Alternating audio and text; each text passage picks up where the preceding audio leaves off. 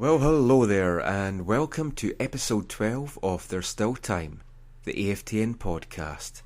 We're in buoyant mood after watching an absolutely fantastic match at BC Place between Vancouver Whitecaps and New England Revolution. It was a game that had it all. A comeback, sending off, penalty, some world-class goals, some horrible defending, just everything you could want from a football match. And hopefully there were some people in the crowd tonight that maybe weren't regular Whitecaps goers, and they're going to have seen that game, and they're going to become huge Whitecap fans and come to some more matches. So we're doing one of our special post-game shows tonight. I'm your host, Michael McCall. And I'm Steve Pander. And we're just going to get right into it. So Steve, what did you make of that game? A pretty entertaining match to watch. It was good to see the Whitecaps come back and show some resiliency. Of course, when they went down 2-0, you can kind of see the wind come out of their sails a little bit. They still tried to pick themselves up because Uriel Coker trying to get the guys going, especially the defensive guys, can't keep them on their game, but it was difficult to watch. I was actually watching from the stands. I was standing with the Curva today. You can sense a little bit of the worry, especially going down 2-0 to a team that has given up very few goals in the last few weeks. So going down 2-0, going down 1-0 was okay. The goal was forgivable. The long ball that was sent in, it doesn't really show it on TV as much, but it kind of curled quite a bit away from Leveron. So Leveron wasn't able to get a proper header on the ball to get it back to Knighton, and that kind of left Knighton out in the open. There was a little bit of an issue of Harvey probably coming forward a little bit and trying to cover it, that man coming in, Magadello. So the first goal was a little bit forgivable. The second goal was just... you couldn't understand what was happening there. I know that a lot of people are blaming Leveron for not letting Nathan get the ball, but even if he had cleared it out to the sideline for a throw-in, for some reason, I don't know if it was a mental lapse or whatever, Harvey went after the ball to save it from going out of bounds and kept it in play. And he actually gave it right back to a New England player, which baffled me completely. It would have been a much easier play just to let him go and let the ball go out. So that was a little bit of baffling play. I don't understand why he did that. That led to the second goal. Now at that time, New England had only given up more than 2 goals, I think only once all season long.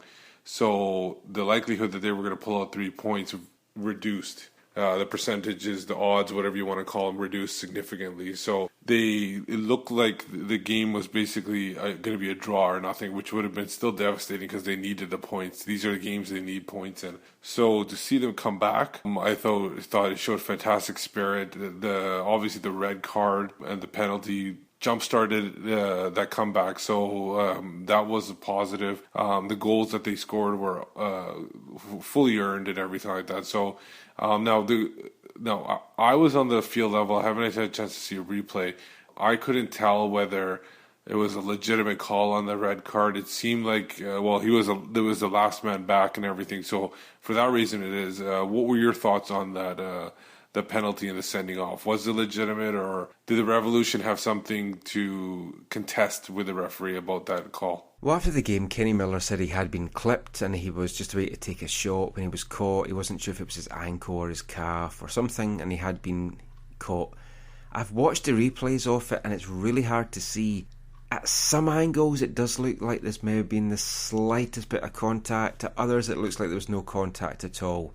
He did embellish it a little bit at the end as well. He kind of threw himself forward. It's hard to tell. If it had been against us, I would be arguing that it wasn't a penalty.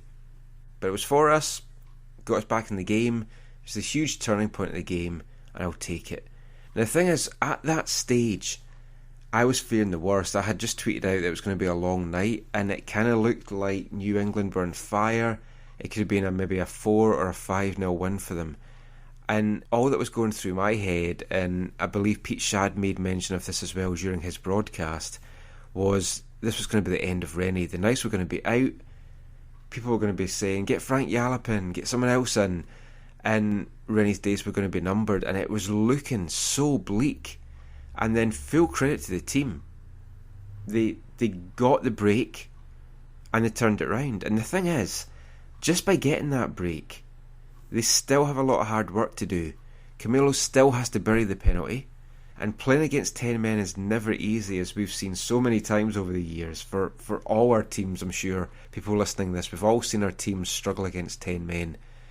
They still had to get the job done. They still had to get level. They still had to get in the lead. And they did that.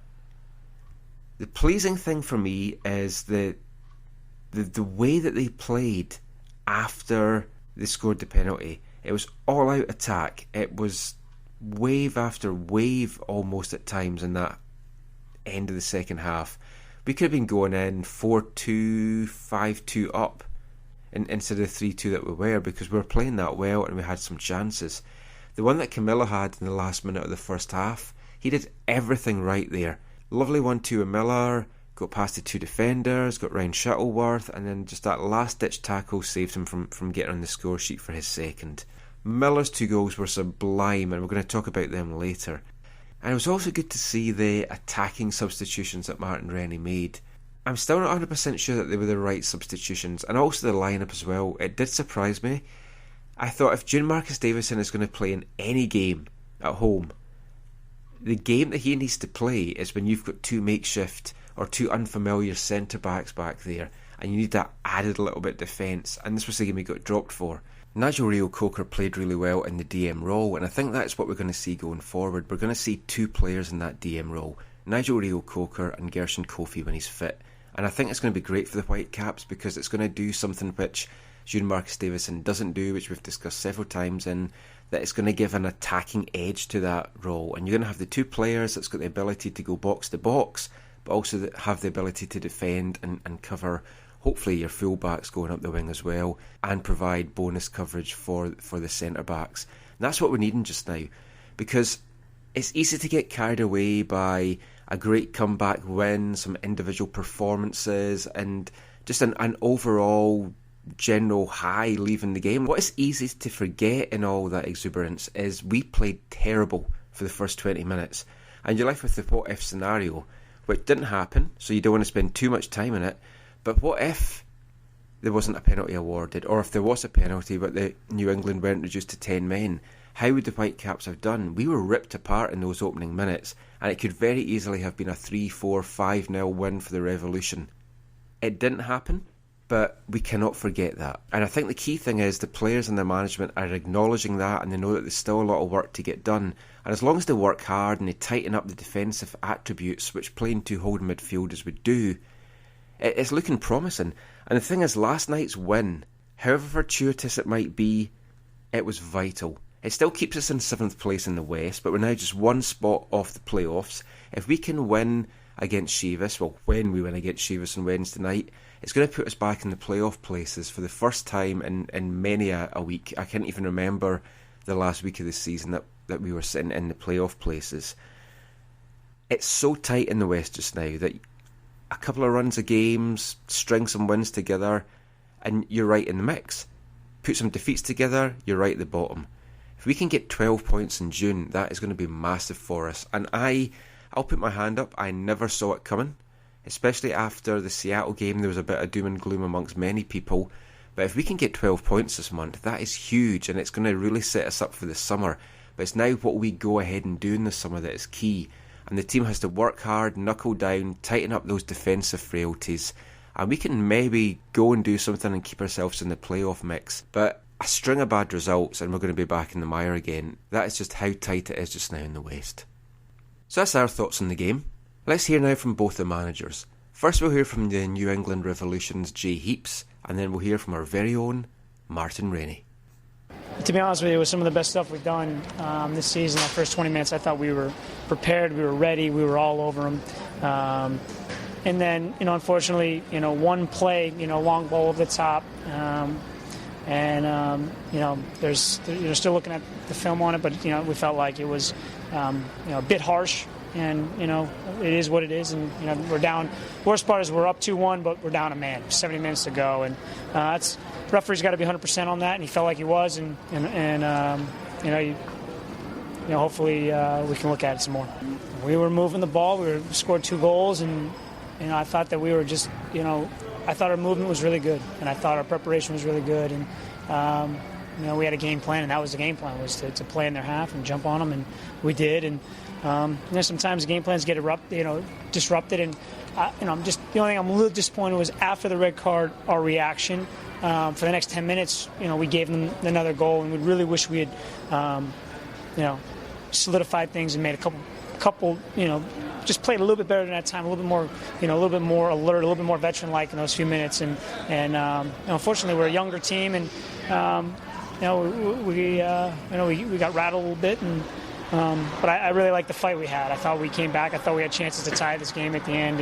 And so, like I said, great opening. Disappointed after the red card, our reaction, and then excited about our second half, the way we came out. We must be the most entertaining team in MLS, I think, because the games never seem to be over when you feel like they should be. But started off the game slow, and New England, I thought, were playing really well. Agudelo looked like the player that people have talked about and I've not necessarily seen before, but today you could see just how good a player he was. He was giving us all sorts of problems. We didn't defend well on the first two goals, but the thing I liked was that we had a couple leaders there with Kenny and Nigel who kept going, who really showed grit, determination and fight. And they know that if you keep going in the game, anything can happen. And so from 2-0 down, we've won a game 4-3. We've won our third game out of the last 5 in MLS.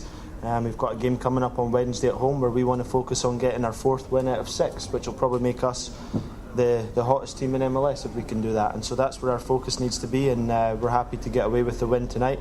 Did that red card made a big difference? Yeah, it did. I think, at that point we were struggling to find a way back into the game, but it was the right decision. That would have probably put us back in the game at 2-1. That could have been enough to get us going, but it's not always easy playing against 10 men, but today, for the most part, we did a good job of it. Do you want to talk about what that result will do for the confidence of the team, not just in coming back, but also in holding on to the lead at the end? Yeah, I think, wins do build confidence. Like I say, we've won 3 out of our last 5 and tied the other one, so I think we're fairly confident. We have been playing well. I think sometimes people don't have a realistic perspective on where we are and what we're doing, but that's 3 out of 5 with the tie in there, and so that does build confidence, and we just want to get that focus and determination right for Wednesday night. And then we've got a 10-day break where we think a lot of our injured players will come back, so it puts us, right, today's result helps us a lot, and now we need to dust ourselves off and get ready for the next one. Yeah, I was just thinking this is going to be an exciting game because we're going to have to score 3 or 4 goals to win it, and that's what happened. Martin, why does this team make life so difficult for itself? I have no idea. I mean, that's the thing I'm starting to wonder. It can't be good for my health watching these games because, I've got used to, over the years, coaching teams that have consistently won and done things in a fairly organised way, and right now we just seem to be doing things the hard way. But right now we are winning and we're moving forward, and hopefully we'll get to the point where things are done a little bit more easily. Today again we had a number of young players out there, and I think sometimes that makes it a little bit more complicated, but in the end I think their experience that they're getting is going to help us and help them. As you heard in Martin Rennie's audio there, one of the questions which I asked him at the press conference was, how does a game like that, a victory like that, affect the confidence of the team? Not just in the way that they came back, but also in the way that they didn't concede a late goal the way that they've been doing recently. So you heard Martin's reaction. What's your thoughts on that, Steve? What does a game like that do for the confidence of the team right now? I think this is, the confidence level for this team is kind of still a little shaky. What I mean by that is I think attacking wise, I think they have full confidence. I think they feel they can score a multitude of goals each game. But if you look at their back end and the back line, I think there is still there is a lack of confidence. I think it showed in a couple of those plays. I know they didn't give up the tying goal at the end, but they still gave up a late goal that make it a little bit less comfortable at the end. The one that Mitchell gave. Now I think Mitchell was probably on tired legs at that point, so you can't really coming off that injury and then also coming in from Edmonton and everything like that. So and not properly training for an extended period with Leveron. So there was probably a little bit of tired legs there, so you can't really put too much on that, but still there is still, I think, a lack of confidence on the defensively. But like I said, attacking, they should be full of confidence. They've been scoring goals at will lately. The The 2 against New York were fantastic. The 2 against Seattle, again, beautifully set up. Even all the goals here, they were perfectly set up. Tybert again, once again, set up Harvey on the cross, perfect cross in. Harvey came in out of nowhere and just blasted that by. So confidence attacking wise, I don't see an issue at all for them. And it was also good that they held on for the 3 points, even though they, like I said before, they give up that late goal. But in the end, it was 3 points they needed. They just need to get that another 3 points in Chivas against Chivas to bring that total up, and they definitely are back in the playoff race for the Western Conference. Yeah, I agree with most of that. The attacking confidence has to be pretty much close to being at its peak just now. Still not right though, because they're still creating chances in other games that they haven't been taking. But banging 4 goals in, that's going to do so much for the confidence. And as you say, the setup play as well. Some of the crosses that we've been putting in the last few games, especially from Russell Tybert, it's just been phenomenal. Defensively, the confidence is still going to be shaky. Even when Andy O'Brien's going to come back, it's still going to be shaky. And until we start keeping some clean sheets, until we stop letting in any late goals at all, there's going to be some nervy times. And those closing minutes, you were just kind of waiting almost for New England to grab the equaliser. And that's the thing, if they had got that, the whole mood in the dressing room, the whole mood of the fans, the whole mood of the media would be completely different. We would be looking at a whole different range of topic points in this podcast, and that's the very, very razor thin fine line that you get in football. Success and failure, it's just the narrowest of things that can determine a manager's fate really, and a player's fate. And we got the luck of the green, we got the bounce tonight. Could so easily have gone the other way, but it didn't, and that will give them confidence. And there's a number of players that will have confidence, and especially the 2-goal hero.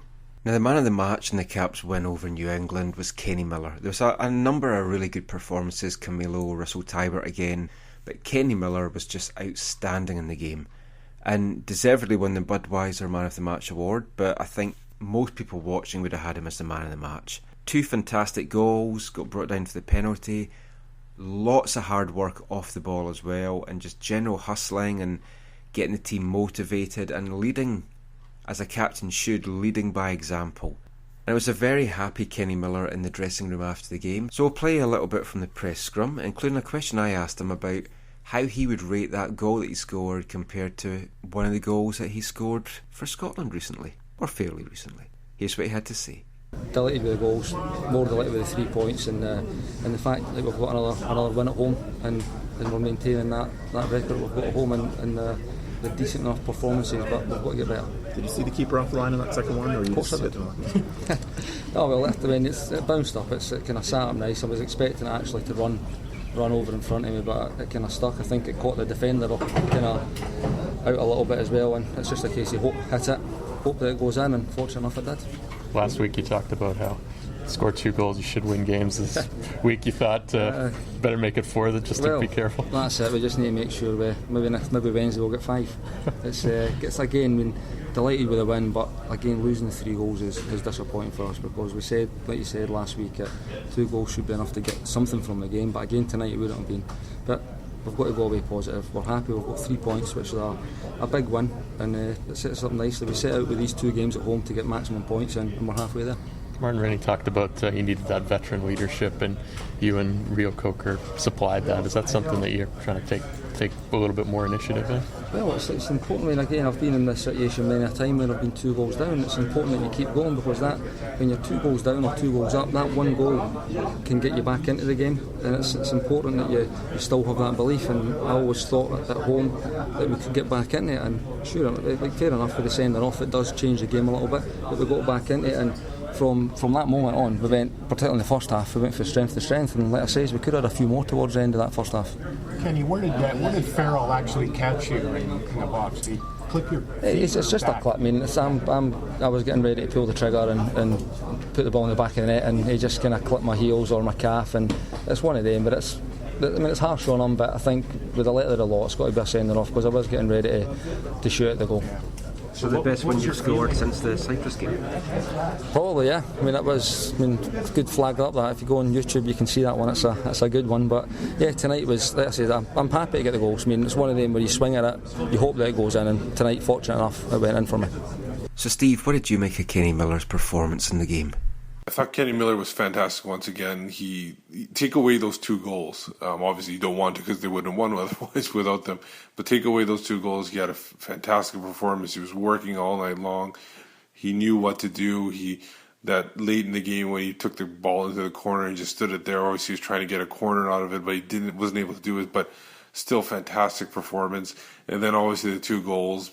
Great job, and recognizing McCarthy was. Kind of rooted in his feet, and he popped it over him, and took the shot off, and beat Shuttleworth with that shot. And then his next goal, the Miller, the one where he in the second half, just to know to stop in his spot, let the defenders get by him, collect the ball, and just know what to do with it. He took the shot. Obviously, you can kind of say it was a blindly taking shot. Obviously, a goal scorer like him is going to know where to put it, but he put it in a perfect spot. It was right by Shuttleworth, totally froze him. So 2 fantastic goals by him. Obviously, he was also the reason for the turnaround in the first half where they were down 2-0. Because if not for his work to beat Andrew Farrell to the ball, get into the box, and then feel the contact and go down. Again, don't know if it was legitimate or not, but he felt the contact. He went down, earned the penalty, earned the red card, put the Whitecaps 1 goal within and 1 man up. So with about 65 minutes to go or so. So it was an overall fantastic performance of the designated player and the captain. And at the way he's going right now, you're hoping he doesn't actually transfer out of Vancouver and he sticks around for the rest of the season and see what we can do with him. Yeah, that is a bit of a fear now that all those rumours are going to come true and he is going to head off to play for Rangers against the mighty East Fife in the Scottish Second Division. I think we are likely to see him stay here to the end of the season though, and in the current form that he's in, it's like watching the Kenny Miller that I watched when he was in his 20s, banging the goals in for Rangers, when he played for Celtic, all the great goals that he scored for Scotland over the years. And as you heard from the soundbite we played there, I asked Kenny about his second goal because it reminded me so much of the goal that he scored against Cyprus in a friendly for Scotland, and obviously he agreed, and it kind of came back to him right away.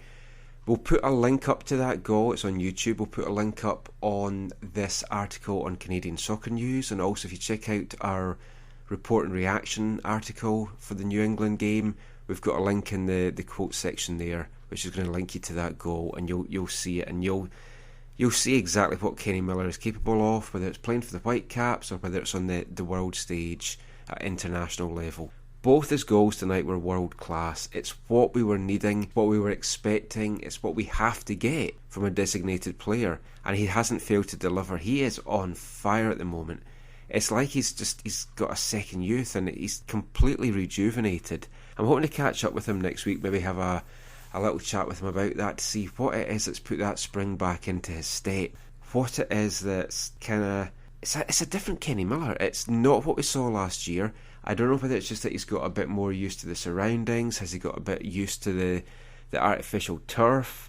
The second goal, the way that he let that bounce, and then the defenders kept going forward and he waited, so it had bounced back and tracked back. That is experience, and you cannot... I was going to say you can't buy that. Obviously we have bought that because we bought Kenny Miller, but you know what I mean. It's something that these young guys, it's not going to be something that's immediately in them unless they're a complete world-class player. They're going to have to learn that, and playing alongside Kenny Miller, even if it is just for a season, it's going to do so much for these guys' careers. When we spoke to Corey Herzog, I can't remember if it was this podcast or the West Coast Soccer podcast, he had said how much he had learned from playing with Thierry Henry in New York, and he's going to have done the same. He's going to learn so much playing alongside Kenny Miller here. It's been fantastic, great to see. I just hope he can stay healthy. I hope he can keep it up, because just now, Miller, Sanvezo and Tybert, the three of them together, they're just on fire. Now, another thing we should discuss is the whole Leveron situation with his call-up to the Honduran national team. Now, they're only going to be playing in Salt Lake, Utah, so it's not too far of a travel-wise, but if he does play, even the travel, even a little bit of travel like that, it's still going to wear him down a little bit, especially if playing a full game Saturday. Do you think they had a choice in doing this, or do you think it was just something that they weren't going to stop Leveron from doing and they're letting him go? Or is it that they maybe feel that Andy O'Brien could be ready for Wednesday? I know he hasn't really trained at all. This past week he didn't train at all. So what do you feel about that? I think that I'm hoping nothing tragic happens like what happened with Demeritte, where Demeritte was at the All-Star game last year, where he was forced to play throughout the whole 90 minutes, even though it was promised that he was only going to play 30, 40 minutes. So what are your feelings on the Leveron call-up? Is it a good thing or bad thing for the Caps and Leveron himself? Well, it's obviously a good thing for Johnny. Anytime that your country calls you up for an international, it's such a big moment in a player's life, and so many players don't get to experience that. So it's something which he's a proud Honduran, and he said he wants to put himself in the window for the international scene by playing in Vancouver. So it's something that we're going to have to expect. Vancouver will have had no say in this at all. Under FIFA regulations, if a country calls you up, you have to let them go. Especially if it's a World Cup qualifier, it's something which you can't really say, we're not going to release the player. That said, Martin Rennie was talking about it after the New England game, and he said he's not expecting him to play. Now obviously there could be a disaster that happens, early injuries that throw him into play for Honduras. If that happens, Rennie's going to kind of monitor the situation, and depending on how many minutes he plays, we determine if he could go on Wednesday, how many minutes he could play on Wednesday. If the worst comes to the worst and he ends up playing a lot and he can't play on Wednesday, I really don't know what the Caps are going to do. Obviously we've got Adam Clement, he isn't MLS ready, but we are playing the weakest team in MLS, so I don't know, is that a chance to blood him, or is that just a step too soon? From what I've seen of him in PDL play, he is nowhere near ready for playing in MLS. You could bring somebody like June Marcus Davison to play back there along with Carlisle Mitchell, and Davison has played back there before in reserve games, possibly alongside Mitchell. I'd have to check that, but I think that might actually have been where he played. Either way, Leveron is going to be tired, and it's going to be something that if we're playing a better team than Chivas, I would be a lot more worried, because whether it's a short trip to Utah or not, hanging around airports, being stuck on a plane, it does drain you, it does tire you out, and it will have an impact on him. He is still a young guy, he's a fit guy, we'll just have to see how it goes. I don't think it's going to be a big issue. I don't think it's going to play on Tuesday, and I think we'll just see the Johnny Leveron that we've got used to in the last few weeks when he plays on Wednesday against Chivas. And that brings us nicely to Wednesday's game, and a little look ahead to the Goats.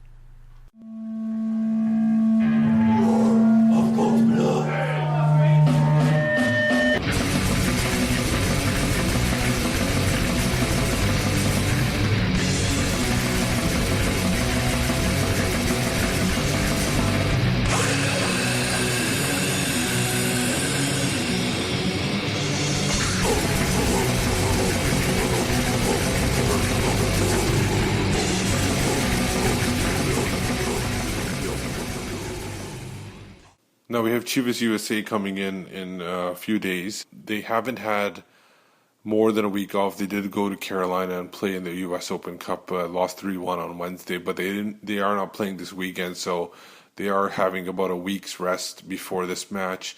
They are currently not the same team that the Vancouver lost to. In fact, they haven't won since they played Vancouver back in April or so. So what are your overall thoughts on them? We still need to get 3 points, but is this a team that's hungry, or this team that's given up that they're going to be facing this time? And can the Whitecaps take them lightly? Because they have come back to earth, and they are at the bottom of the table right now in the Western Conference. So what are your overall thoughts on this match? What can the Whitecaps do to ensure that they can get the full 3 points and get those crucial 9 points in June? I don't know if you can ever say that a team has given up, and I don't think I would describe Chivas as that.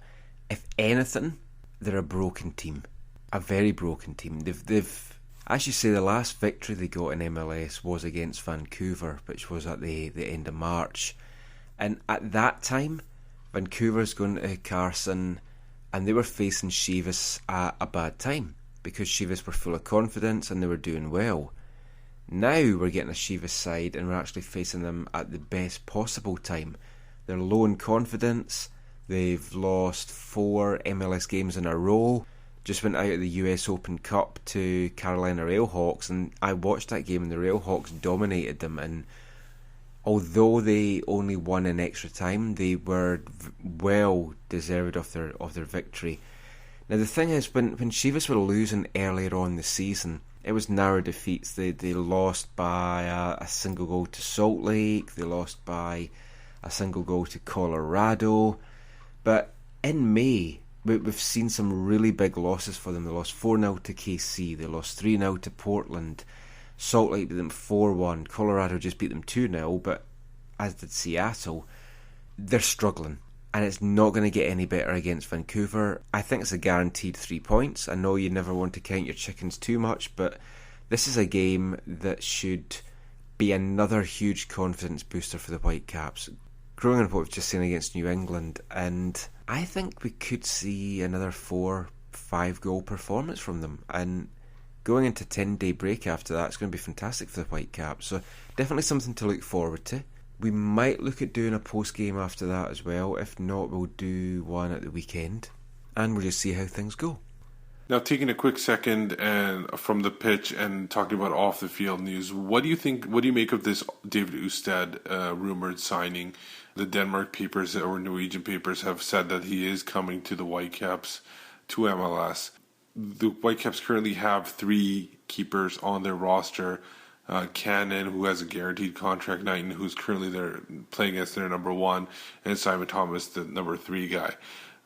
Those 3 guys, one of them is going to have to be moved if Oustad is coming into here. My feeling, we'd like to know your opinion, but I think that Cannon might be the guy that's going to be on the way out, whether it's through trade or does he end up retiring? And I'm not sure if this will even this will take the money off, but he could retire because it could be a medical thing. Because I remember he hasn't played in a while, but he has been on the bench. But against Chivas, he only lasted in the reserve game. He only lasted a half. He actually came off with some issue with his shoulder. So I'm not sure what's going on. He is getting up there in age, and it could be a time where he tried to play this year and it just doesn't look like it's going to work out. So what do you think of that? Do you think it's one of those guys? Do you think Knighton's on his way out? Do you think both of them and Simon Thomas is number 2 going forward in the summer? So it's an interesting question to figure out what's going on with that. I think both Knighton and Cannon will be on their way out by the end of the season. I don't think either of those keepers are going to be with the Whitecaps for the 2014 season. Now, the Oustad rumour, it's more than a rumour. It's a done deal. But the Whitecaps don't want to announce it yet. It'll probably get announced next week, maybe the week after, in the lead up to the DC United game. But it's going to get announced. So obviously, 4 keepers on the books, we can't have that. Simon Thomas is officially on a season-long loan to Edmonton. So that would mean that he wouldn't count. We would just have the 3 keepers that way if we wanted to do that. My gut feeling is that we're going to see Joe Cannon retiring. You mentioned his shoulder injury there, and he was seen leaving the game tonight with an ice pack on his shoulder. So obviously his shoulder's still giving him a little bit of jip there. And he is getting older. He might be having some trouble with other parts, like possibly there's been some niggling injuries this year that's not really been mentioned, and it's kind of been kept quiet, and he's been playing through that. And if he does retire, and I wrote this in my article about Oustad, which anyone that wants to know about David Oustad, check out our article on AFTN, everything you could want to know about the Danish keeper, and including a rather interesting incident with a carrot that took place in one of the Superliga games earlier this season. But anyway, in that article I mention about if Cannon is going to retire, I hope he gets given a good send-off. He's been a veteran of MLS, he's been such a great guy to have around the Whitecaps. I'll always remember him going into Oscar's bar after one of the games at Empire, putting $1,000 behind the bar and just saying, The drinks are on me, guys. You've just watched a really crappy game. Go and enjoy yourself. And that's just the kind of guy he is. He's a fantastic guy to be around. I'd like to see him have some kind of role in the Whitecaps, either in the front office or in a coaching role. Not sure if he wants to do that. He might even want to go back to San Jose. Maybe something's going to crop up there.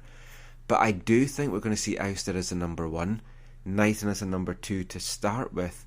But next year we could see Thomas as the number 2.